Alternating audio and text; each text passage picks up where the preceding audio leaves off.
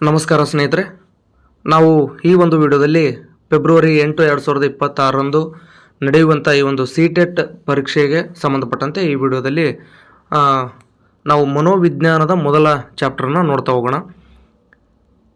ಅಂದರೆ ನನ್ನ ಈ ಹಿಂದಿನ ವಿಡಿಯೋಗಳಿಗೆ ತಾವೆಲ್ಲರೂ ಒಳ್ಳೆಯ ರೆಸ್ಪಾನ್ಸನ್ನು ನೀಡಿದಿರಿ.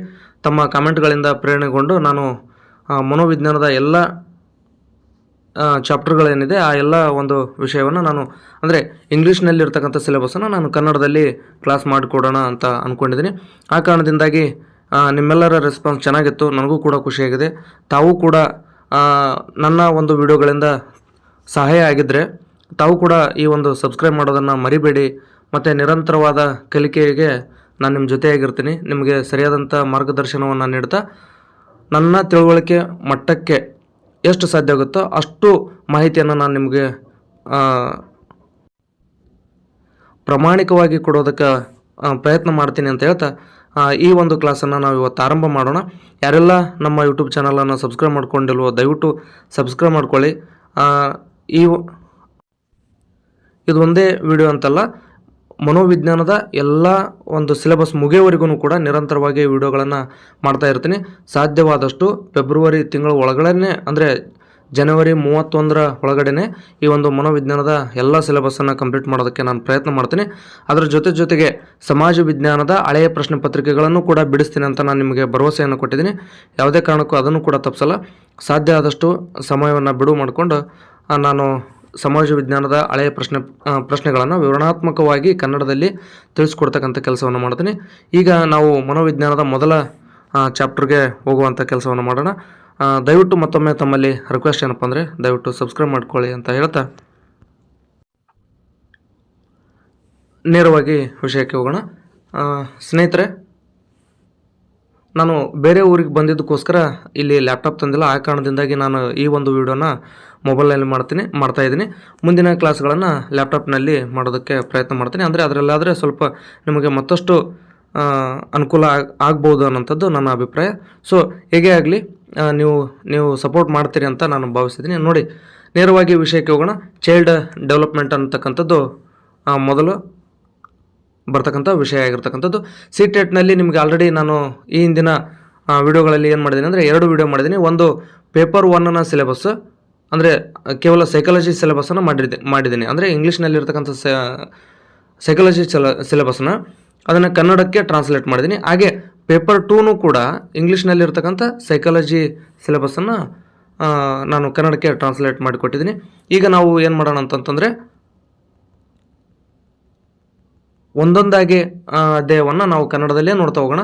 ಮತ್ತು ಆ ಸೈಕಾಲಜಿಯಲ್ಲಿ ನಿಮಗೆ ಆ ಒಂದು ವಿಡಿಯೋದಲ್ಲಿ ಹೇಳಿದ್ದೀನಿ, ಆ ಒಂದು ವಿಡಿಯೋಗಳನ್ನು ನೋಡಿದಂಥವ್ರಿಗೆ ಅರ್ಥ ಆಗುತ್ತೆ. ಏನಂತಂದರೆ ಸೈಕಾಲಜಿಯಲ್ಲಿ 3 ಭಾಗಗಳನ್ನಾಗಿ ಅವರು ವಿಂಗಡಣೆ ಮಾಡಿದರೆ ಮೊದಲ ಭಾಗಕ್ಕೆ 15 ಅಂಕಗಳು, ಎರಡನೇ ಭಾಗಕ್ಕೆ 5 ಅಂಕಗಳು ಮತ್ತು ಮೂರನೇ ಭಾಗಕ್ಕೆ 10 ಅಂಕಗಳನ್ನು ಕೊಟ್ಟಿದ್ದಾರೆ. ನಾವು ಈಗ ಮೊದಲನೇ ಭಾಗವನ್ನು ನೋಡ್ತಾ ಹೋಗ್ತಿದ್ದೀವಿ. ಆ ಮೊದಲನೇ ಭಾಗ ಯಾವುದಪ್ಪ ಅಂದರೆ ಅದು ಚೈಲ್ಡ್ ಡೆವಲಪ್ಮೆಂಟ್, ಅಂದರೆ ಎಲಿಮೆಂಟ್ರಿ ಸ್ಕೂಲ್ ಚೈಲ್ಡ್ ಸಂಬಂಧಪಟ್ಟಂತೆ ನಾವು ನೋಡ್ತಾ ಹೋಗೋಣ. ನೋಡಿ, ಇದರಲ್ಲಿ ನಾವೇನು ನೋಡ್ತೀವಪ್ಪ ಅಂದರೆ concept of development and its relationship with learning ಬಗ್ಗೆ. ಅಂದರೆ ಡೆವಲಪ್ಮೆಂಟ್ ಎಂದರೇನು ಮತ್ತು ಅದರ ಒಂದು ಕಲಿಕೆಯೊಂದಿಗೆ ಯಾವ ರೀತಿ ಸಂಬಂಧವನ್ನು ಹೊಂದೈತಿ ಅನ್ನೋದ್ರ ಬಗ್ಗೆ ನಾವು ಈ ಒಂದು ವಿಡಿಯೋದಲ್ಲಿ ನೋಡ್ತಾ ಹೋಗೋಣ. ನೋಡಿ, ಡೆವಲಪ್ಮೆಂಟ್ ಎಂದರೇನು? ಡೆವಲಪ್ಮೆಂಟ್ ಅಂದರೆ ಮಗು ಜನನದಿಂದ ಪ್ರೌಢಾವಸ್ಥೆಯವರೆಗೆ ದೈಹಿಕ, ಮಾನಸಿಕ, ಸಾಮಾಜಿಕ, ಭಾವನಾತ್ಮಕ ಹಾಗೂ ಬೌದ್ಧಿಕವಾಗಿ ನಿರಂತರವಾಗಿ ಬೆಳೆಯುವ ಪ್ರಕ್ರಿಯೆ. ಸ್ನೇಹಿತರೆ, ಇದು ಈಸಿಯಾಗಿರ್ತಕ್ಕಂಥ ವಿಷಯ. ಈಗ ಆಲ್ರೆಡಿ ನೀವು TETಯಲ್ಲಿ ಓದಿದ್ರಿ, ಮತ್ತು ಇದು CTETಗೂ ಕೂಡ ಇದೇ ಇರತಕ್ಕಂಥದ್ದು. ಈಸಿ ಇರೋಂಥದ್ದನ್ನು ಯಾಕೆ ಮಾಡ್ತಾಯಿದ್ರಿ, ಸ್ವಲ್ಪ ಬೇರೆ ವಿಷಯನ ತಿಳಿಸ್ಕೊಡಿ ಅಂತ ನೀವು ಕೆಲವರು ಕೇಳ್ಬೋದು. ನಾನು ಹೇಳೋಂಥದ್ದು ಇಷ್ಟೇ, ಏನಪ್ಪ ಅಂದರೆ 1ನೇ ಚಾಪ್ಟ್ರಿಂದ ಕೊನೆ ಚಾಪ್ಟರ್ವರೆಗೂ ನಿರಂತರವಾಗಿ ಒಂದು ಸೀರಿಯಲ್ ವೈಸ್ ಹೋಗಿಬಿಡೋಣ. ಆ ಕಾರಣದಿಂದಾಗಿ ಈಸಿ ಐತೆ ಅಂತೇಳಿ ಸ್ಕಿಪ್ ಮಾಡೋಕ್ಕೆ ಹೋಗ್ಬೇಡಿ. ಹೊಸ ವಿಚಾರಗಳು ಬಂದೇ ಬರ್ತವೆ. ಆ ಕಾರಣದಿಂದಾಗಿ ದಯವಿಟ್ಟು ಸ್ಕಿಪ್ ಮಾಡದೆ ಈ ಒಂದು ವಿಡಿಯೋನ ನೋಡಿ. ಡೆವಲಪ್ಮೆಂಟ್ ಅಂದರೆ ಏನಪ್ಪ ಅಂತಂದರೆ ಮಗು ಹುಟ್ಟಿದ ತಕ್ಷಣದಿಂದ ಪ್ರೌಢಾವಸ್ಥೆಯವರೆಗೆ ಬರೋವರೆಗೂ ದೈಹಿಕವಾಗಿ ಬೆಳವಣಿಗೆಯನ್ನು ಹೊಂದುತ್ತೆ, ಮಾನಸಿಕವಾಗಿ ಬೆಳವಣಿಗೆಯನ್ನು ಹೊಂದುತ್ತೆ, ಸಾಮಾಜಿಕವಾಗಿ ಬೆಳವಣಿಗೆಯನ್ನು ಹೊಂದುತ್ತೆ, ಹಾಗೆ ಭಾವನಾತ್ಮಕ ಮತ್ತು ಬೌದ್ಧಿಕವಾಗಿಯೂ ಕೂಡ ನಿರಂತರವಾಗಿ ಮಗು ಒಂದು ಡೆವಲಪ್ಮೆಂಟ್ ಆಗ್ತಾನೇ ಹೋಗುತ್ತೆ. ಅಂದರೆ ಒಂದು ಮಗು ದಿಢೀರಂತ ದೈಹಿಕವಾಗಿ ಬೆಳವಣಿಗೆ ಆಗುವಂಥದ್ದಲ್ಲದು. ಮಾನಸಿಕವಾಗಿ ದಿಢೀರಂತ ಯಾರೂ ಬೆಳವಣಿಗೆ ಆಗೋದಿಲ್ಲ. ಸಾಮಾಜಿಕವಾಗಿ, ಭಾವನಾತ್ಮಕವಾಗಿ, ಬೌದ್ಧಿಕವಾಗಿ ಬೆಳವಣಿಗೆ ಯಾವುದೋ ಒಂದು ರಾತ್ರೋರಾತ್ರಿ ಉಂಟಾಗುವಂಥದ್ದು ಅಲ್ಲ, ಅದು ನಿರಂತರವಾಗಿ ಪ್ರತಿದಿನ ನಡೆಯುವಂಥ ಒಂದು ಪ್ರಕ್ರಿಯೆ.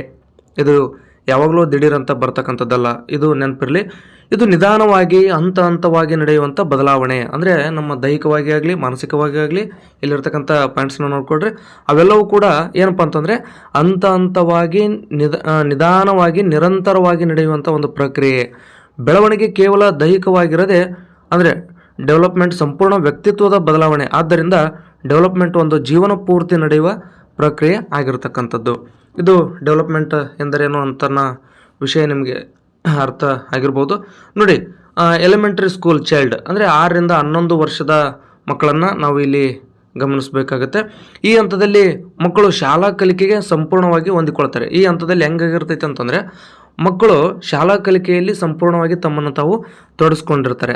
ಆ ಮಕ್ಕಳಲ್ಲಿ ಏನಾಗುತ್ತಪ್ಪ ಅಂದರೆ 6ರಿಂದ 11 ವರ್ಷದ ನಡುವಿನ ಮಕ್ಕಳಲ್ಲಿ ಸ್ವಲ್ಪ ಮಟ್ಟಿಗೆ ತಾರ್ಕಿಕ ಚಿಂತನೆ ಬೆಳೆಯುತ್ತೆ, ಭಾಷೆಯ ಸಾಮರ್ಥ್ಯ ಮತ್ತು ಸಾಮಾಜಿಕ ಸಂಬಂಧಗಳು ವಿಕಸಿಸುತ್ತವೆ.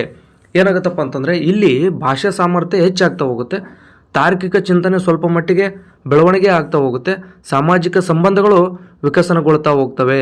ಇಲ್ಲಿ ಏನು ಬೆಳೆಯುತ್ತೆ, ಒಂದು ಶಾಲೆ ಒಳಗೆ ಏನು ಬೆಳವಣಿಗೆ ಆಗುತ್ತೆ ಅಂತಂದರೆ ಸ್ನೇಹ, ಸಹಕಾರ ಮತ್ತು ಸ್ಪರ್ಧಾತ್ಮಕ ಮನೋಭಾವ ಬೆಳೆಯುವಂಥದ್ದು. ಅಂದರೆ ಶಾಲೆ ಒಳಗೆ ಈ ಒಂದು ಅವರ ಒಂದು ಸಮವಯಸ್ಕರು ಏನಿರ್ತಾರೆ ಆ ಸಮವಯಸ್ಕರ ನಡುವೆ ಸ್ನೇಹ ಬೆಳೀತೈತಿ, ಒಬ್ರಿಗೊಬ್ಬರು ಸಹಕಾರದಿಂದ ಬಾಳ್ವೆಯನ್ನು ನಡೆಸ್ತಕ್ಕಂಥ ಸಹಕಾರ ಮನೋಭಾವನೆ ಅವರಲ್ಲಿ ಬೆಳೀತೈತಿ, ಮತ್ತು ಸ್ಪರ್ಧಾತ್ಮಕ ಮನೋಭಾವ ಶಾಲೆಯಲ್ಲಿ ನಡೆಯುತ್ತದೆ. ಮತ್ತು ಕಲಿಕೆ ಸ್ಪಷ್ಟ ಅನುಭವಗಳ ಮೂಲಕ ಹೆಚ್ಚು ಪರಿಣಾಮಕಾರಿಯಾಗುತ್ತೆ. ನೋಡಿ, ಕಲಿಕೆ ಇಲ್ಲಿ ಏನಾಗುತ್ತಪ್ಪ ಅಂತಂದರೆ ಸ್ಪಷ್ಟವಾಗಿ ಅವರು ಅನುಭವಗಳ ಮೂಲಕ ಕಲಿಬೇಕಾಗುತ್ತೆ. ಅಂದರೆ ಇದೊಂದು ಪ್ರಾಥಮಿಕ ಹಂತ ಆಗಿರೋದ್ರಿಂದ 6ರಿಂದ 11 ವರ್ಷ ಅಂದರೆ ಪ್ರಾಥಮಿಕ ಹಂತ ಆಗಿರೋದ್ರಿಂದ ಇಲ್ಲಿ ಅವರಿಗೆ ಏನಪ್ಪ ಅಂತಂದರೆ ವಿಮರ್ಶಾತ್ಮಕವಾಗಿ ಕಲಿಕೆ ಆಗುವಂಥದ್ದಲ್ಲ ಇದು. ಅಂದರೆ ವಿಮರ್ಶೆ ಮಾಡುವಂಥ ಏಜ್ ಅವ್ರದ್ದಲ್ಲ.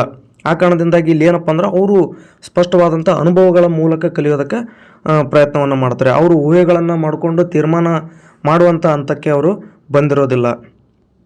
ಮತ್ತು ಡೆವಲಪ್ಮೆಂಟ್ನ ಪ್ರಮುಖ ಕ್ಷೇತ್ರಗಳು ಏನಪ್ಪ ಅಂದರೆ ಮಗುವಿನ ಡೆವಲಪ್ಮೆಂಟು 5 ಪ್ರಮುಖ ಕ್ಷೇತ್ರಗಳಲ್ಲಿ ನಡೆಯುವಂಥದ್ದು. ಅದೇ ಈಗಾಗಲೇ ಹೇಳಿದೆನಲ್ಲ, ದೈಹಿಕ, ಬೌದ್ಧಿಕ, ಭಾವನಾತ್ಮಕ, ಸಾಮಾಜಿಕ ಮತ್ತು ಭಾಷಾ ಅಭಿವೃದ್ಧಿ. ಈ ಎಲ್ಲ ಕ್ಷೇತ್ರಗಳು ಪರಸ್ಪರ ಸಂಬಂಧ ಹೊಂದಿರತಕ್ಕಂಥದ್ದು. ನೋಡಿ, ಒಂದಕ್ಕೊಂದು ಇವು ರಿಲೇಟೆಡ್ ಇರತಕ್ಕಂಥದ್ದು.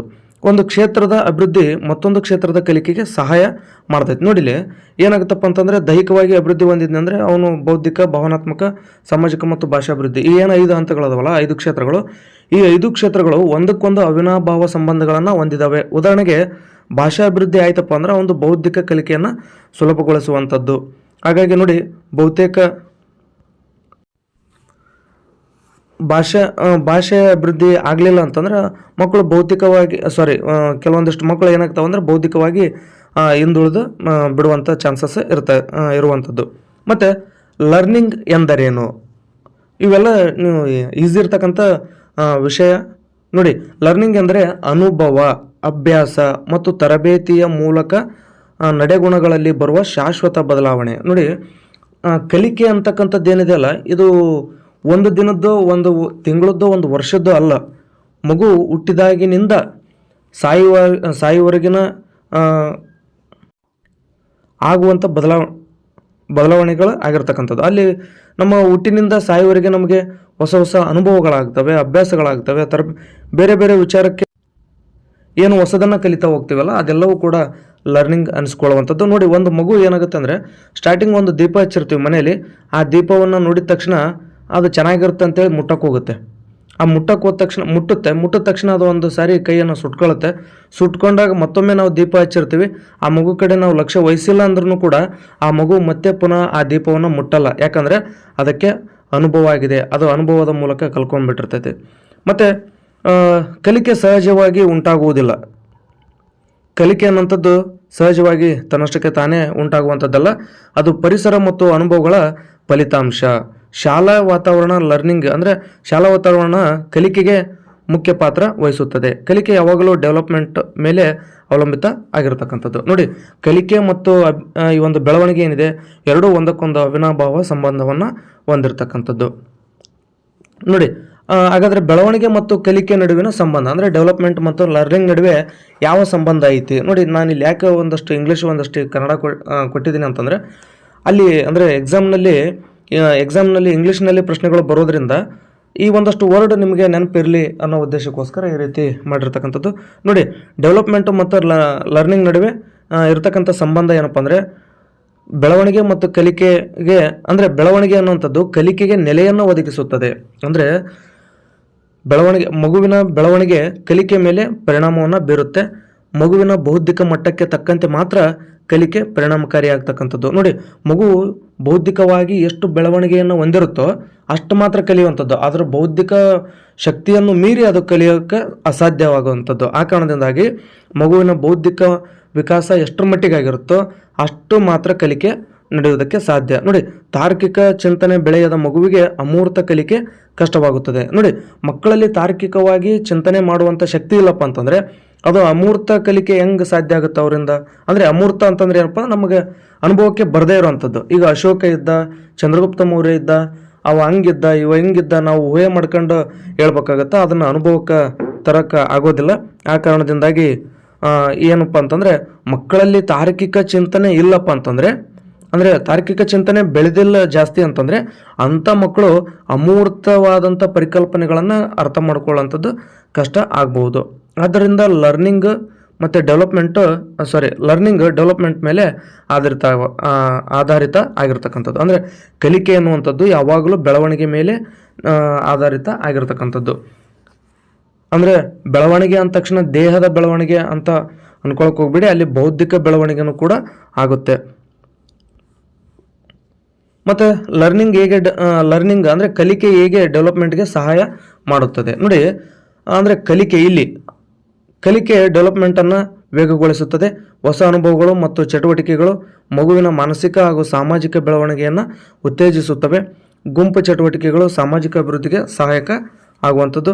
ಸಮಸ್ಯೆ ಪರಿಹಾರ ಚಟುವಟಿಕೆಗಳು ಬೌದ್ಧಿಕ ಬೆಳವಣಿಗೆಗೆ ಸಹಾಯ ಮಾಡುತ್ತವೆ. ನೋಡಿ, ಇಲ್ಲಿ ಏನಾಗುತ್ತಪ್ಪ ಅಂತಂದರೆ ಮಕ್ಕಳಿಗೆ ನಾವು ಇದ್ದಿದ್ದನ್ನು, ಅಂದರೆ ಬುಕ್ಕದಲ್ಲಿ ಹೆಂಗಿರುತ್ತೋ ಹಂಗೆ ಓದಿ ಬಂದರೆ ಅವಕ್ಕೇನೋ ಅರ್ಥ ಆಗಲ್ಲ. ಅದೇ ಒಂದು ವಿಚಾರ ನೋಡ್ರಿ, ಮಕ್ಕಳಿಗೆ ಏನಾದರೂ ಹೊಸದಿತ್ತಪ್ಪ ಅಂತಂದರೆ ಅವ್ರು ತುಂಬ ಖುಷಿ ಪಡ್ತಾರೆ. ಅಂದರೆ ಹೊಸ ಅನುಭವಗಳು ಮತ್ತು ಚಟುವಟಿಕೆ ಮೂಲಕ ನೀವು ಕಲಿಸಿದ್ರೆ ಅಂತಂದರೆ, ಯಾರು ಚಟುವಟಿಕೆ ಮೂಲಕ ಶಿಕ್ಷಕರು ಕಲಿಸ್ತಾರೆ ಅಂಥವ್ರನ್ನ ಅವು ತುಂಬ ಹಚ್ಕೊಂಡಿರ್ತವೆ. ಅಂದರೆ ಹೊಸ ಅನುಭವಗಳನ್ನು ಮತ್ತು ಚಟುವಟಿಕೆ ಮೂಲಕ ಕಲಿಯೋದಕ್ಕೆ ಮಕ್ಕಳು ತುಂಬ ಇಷ್ಟಪಡ್ತಾರೆ. ಅಂದರೆ ಮಗುವಿನ ಮಾನಸಿಕ ಹಾಗೂ ಸಾಮಾಜಿಕ ಬೆಳವಣಿಗೆ ಹೆಂಗಾಗ್ತೈತಿ ಅಂತಂದರೆ, ನೋಡಿ, ಮಗುವಿನ ಮಾನಸಿಕ ಹಾಗೂ ಸಾಮಾಜಿಕ ಬೆಳವಣಿಗೆಯನ್ನು ಉತ್ತೇಜಿಸುವಂಥ ಎರಡು ವಿಚಾರಗಳು ಯಾವಪ್ಪ ಅಂದರೆ ಅದು ಹೊಸ ಅನುಭವಗಳು ಮತ್ತು ಚಟುವಟಿಕೆ. ಈ ಎರಡು ಹೆಂಗಾಗುತ್ತೆ ಅಂತಂದರೆ, ಗುಂಪು ಚಟುವಟಿಕೆಗಳು ಸಾಮಾಜಿಕ ಅಭಿವೃದ್ಧಿಗೆ ಸಹಾಯಕ. ಅಂದರೆ ಗುಂಪಾಗಿ ಒಂದು ಚಟುವಟಿಕೆಯನ್ನು ಕೊಟ್ಟಿವಿ ಅಂದರೆ ಅಲ್ಲಿ ಹಲವಾರು ವಿದ್ಯಾರ್ಥಿನಿಯರು ಇರ್ತಾರೆ. ಅಂಥ ಸಂದರ್ಭದಲ್ಲಿ ಒಂದು ಚಟುವಟಿಕೆ ನಡೆದಾಗ ಸಾಮಾಜಿಕ ಅಭಿವೃದ್ಧಿ ಆದರೆ ಸಮಸ್ಯೆ ಪರಿಹಾರ ಚಟುವಟಿಕೆಗಳು ಕೊಡ್ತೀವಲ್ಲ, ಅಂದರೆ ಏನೋ ಒಂದು ಸಮಸ್ಯೆಯನ್ನು ಕೊಟ್ವಿ, ಆ ಸಮಸ್ಯೆಯನ್ನು ಪರಿಹರಿಸ್ರಪ್ಪ ಅಂತೇಳಿ ನಾವು ವಿದ್ಯಾರ್ಥಿಗಳಿಗೆ ಅಥವಾ ವಿದ್ಯಾರ್ಥಿನಿಯರಿಗೆ ನಾವು ಸಮಸ್ಯೆಯನ್ನು ಕೊಟ್ಟಾಗ ಆ ಒಂದು ಸಮಸ್ಯೆಗೆ ಪರಿಹಾರವನ್ನು ಅಂದರೆ ಹುಡುಕುವಂಥ ಒಂದು ಚಟುವಟಿಕೆಯನ್ನು ಕೊಟ್ಟಾಗ ಅವರು ಆ ಒಂದು ಸಮಸ್ಯೆಗೆ ಪರಿಹಾರವನ್ನು ಹುಡುಕ್ತಾರೆ. ಅದು ಯಾವುದಕ್ಕೆ ಕಾರಣ ಆಗುತ್ತೆ ಅಂದರೆ ಅದು ಬೌದ್ಧಿಕ ಬೆಳವಣಿಗೆಗೆ ಸಹಾಯವನ್ನು ಮಾಡ್ತಕ್ಕಂಥದ್ದು. ನೋಡಿ, ನೆಕ್ಸ್ಟ್ ಎಲಿಮೆಂಟರಿ ಮಕ್ಕಳ ಲರ್ನಿಂಗ್ ವೈಶಿಷ್ಟ್ಯಗಳು ಏನಪ್ಪ ಅಂತಂತಂದರೆ, ಈ ಹಂತದ ಮಕ್ಕಳು ಕಲಿಯುವಲ್ಲಿ ಚಟುವಟಿಕೆ ಆಧಾರಿತ ವಿಧಾನವನ್ನು ಇಷ್ಟಪಡುತ್ತಾರೆ. ಅಂದರೆ ಇಲ್ಲಿ ಏನಾಗುತ್ತೆ ಅಂದರೆ ಮಕ್ಕಳು ಆಟ ಆಡುವಂಥದ್ದಾಗಲಿ, ಕಥೆ ಆಗಲಿ, ಇಂಥದ್ರ ಮೂಲಕ, ಅಂದರೆ ಆಟ ಆಡಿಸೋದ್ರ ಮೂಲಕ ಕಲಿಸ್ಬೋದು. ಅಂದರೆ ಗಣಿತ ಲೆಕ್ಕಗಳನ್ನು ಅವನ್ನೆಲ್ಲ ಆಟದ ಮೂಲಕನೇ ಅವುಗಳಿಗೆ ಮಕ್ಕಳಿಗೆ ಕಲಿಸ್ಬೋದಾಗಿರುತ್ತೆ. ಇತಿಹಾಸವನ್ನು ನಾವು ಬುಕ್ದಾಗಿದ್ದಂಗೆ ಓದಕ್ಕೆ ಹೋದ್ವಿ ಅಂತಂದ್ರೆ ಅರ್ಥ ಆಗಲ್ಲ. ಅದನ್ನು ನಾವು ಕಥೆಯನ್ನಾಗಿ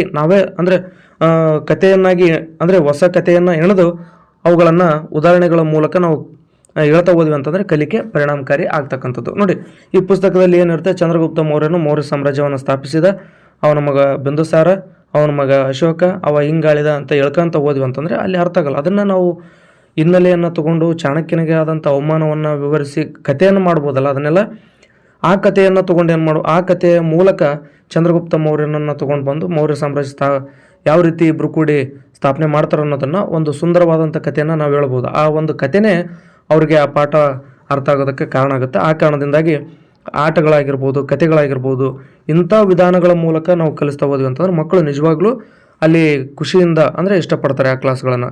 ಮತ್ತು ಸ್ಪಷ್ಟ ವಸ್ತುಗಳಿಂದ ಕಲಿಯುವುದು ಸುಲಭ.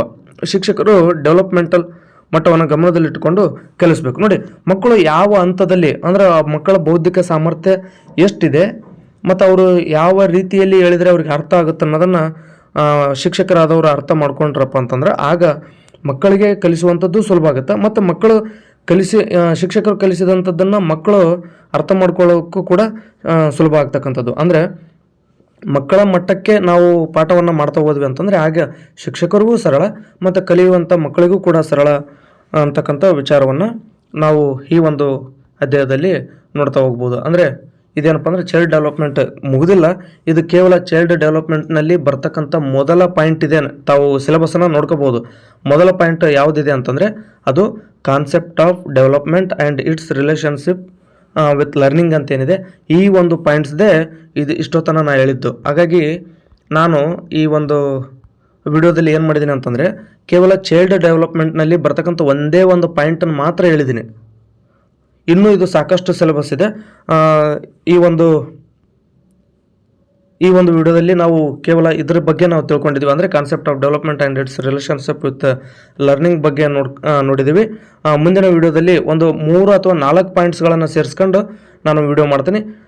ಈಗ ನನಗೆ ಸ್ವಲ್ಪ ಸಮಯದ ಅಭಾವ ಇರೋದ್ರಿಂದ ಈ ಒಂದು ಪಾಯಿಂಟ್ಗೆ ನಾನು ಈ ಒಂದು ವಿಡಿಯೋನ ಮುಗಿಸ್ತಾ ಇದ್ದೀನಿ. ತಾವು ವಿಡಿಯೋವನ್ನು ನೋಡಿದ್ದಕ್ಕಾಗಿ ತಮಗೆಲ್ಲರಿಗೂ ಧನ್ಯವಾದಗಳನ್ನು ಹೇಳ್ತಾ ದಯವಿಟ್ಟು ಮತ್ತೊಮ್ಮೆ ತಮ್ಮಲ್ಲಿ ರಿಕ್ವೆಸ್ಟ್ ಮಾಡ್ಕೊಳ್ತೀನಿ, ದಯವಿಟ್ಟು ನಮ್ಮ ಯೂಟ್ಯೂಬ್ ಚಾನಲ್ಗೆ ಸಬ್ಸ್ಕ್ರೈಬ್ ಮಾಡ್ಕೊಳ್ಳಿ. ಮತ್ತು ನನ್ನ ಒಂದು